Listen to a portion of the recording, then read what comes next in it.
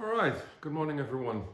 This will be a quick tutorial on how I run my production batches. And as you can see, I've got a box full. I've got actually a few stacks of boxes that I need to just start testing for the next expansion of my PowerWall. And as you have seen, we've built 4 battery cells. We're around 40 kilowatts at the moment. So we're trying to increase that to 60 to 80 kilowatts by using the JU's PCBs. And actually we have now single stacked and we're going to go for double stacked. So that means that I don't have to manufacture any new PCBs. I just need to add an additional battery holder. So in this video I'm going to show you how I do it. There are quite a few questions out there, like guys asking, how does it work? What do you do? Does it have an automatic label printing, etc, etc? Actually it's yes to most of the questions. So you have a laptop or a desktop, it doesn't really matter. You connect it with the Wi-Fi to your MegaCellChargers, and then you configure basically a couple of things. First, you add the chargers into the software. Then you configure your email address, and finally you configure your dyno for label printing.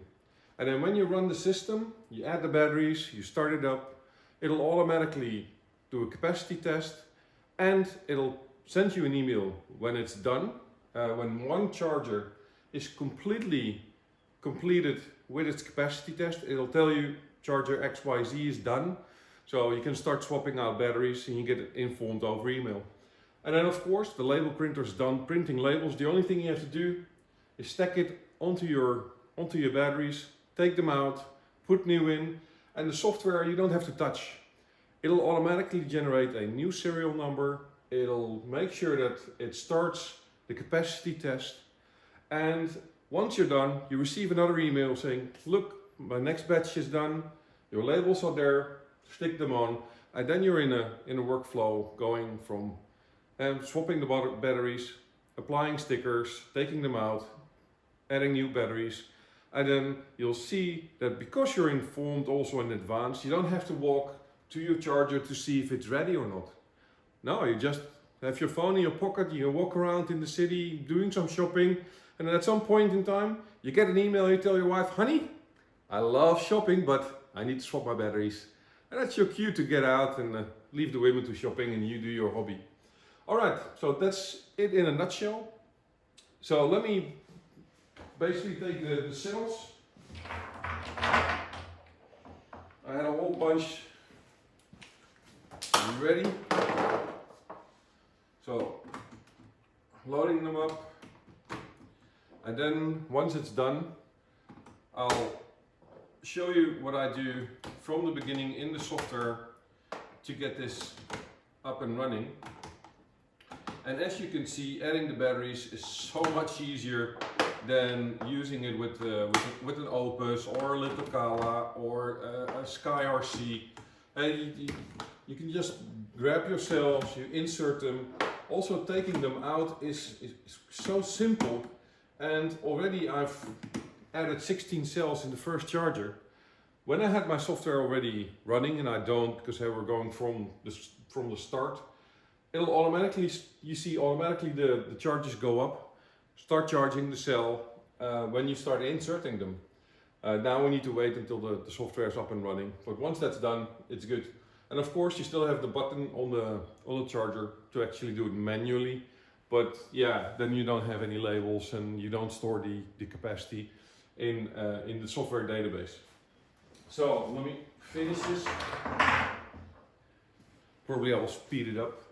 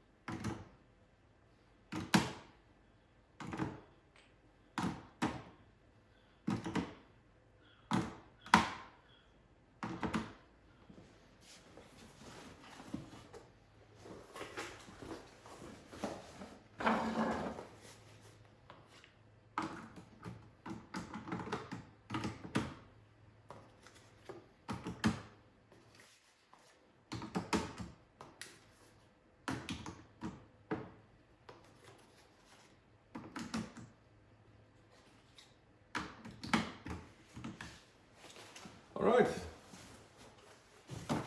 all done. Now back to the laptop.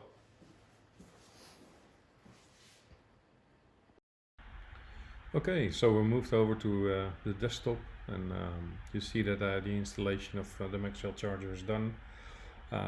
Just for making sure that everybody understands what needs to be done. I removed my license file, so you get a pop-up saying, okay, you need to ask your license file. It's automated, so fill in your email address, click the button, and eventually it will give a confirmation if the email was sent correctly. Then once you received your license, store it in the Connect and Exchange folder, and you're basically good to go with the application. The installation guides are on the MegaCellMonitor.com website. Take a look at it. You can already install it in advance. You don't have a MegaCellCharger yet. You can still play around with the software. And we are working on also incorporating SkyRC chargers into the system. So here you can see that we're doing a scan for the MegaCellChargers. I'm currently running 3 in my production environment. Added them to the software and waiting for it to populate. It starts reading the configuration data. And what I always do, especially when I set up a new environment, I'm making sure that I check all the charge settings before I'm giving the command to do a capacity test. So the first thing that I do, select the first charger, take a look at what's there, and to make sure I reset the defaults and I apply them to the charger. I do that for every charger, going through the motions, and depending on how many you have, you can also select none of the chargers and then click on the default settings and apply, then it will apply to all. So I'm setting my email address, making sure that I'm receiving emails. Don't forget to hit apply, and I'm setting the Dymo label printer. And when you do, hit print labels to do a quick test. Now you need to close the app because the Dymo label software need to be reinitialized. You've made changes, and at this moment it's not done automatically, so it requires the app to be closed and reopened after you make changes to your Dymo settings.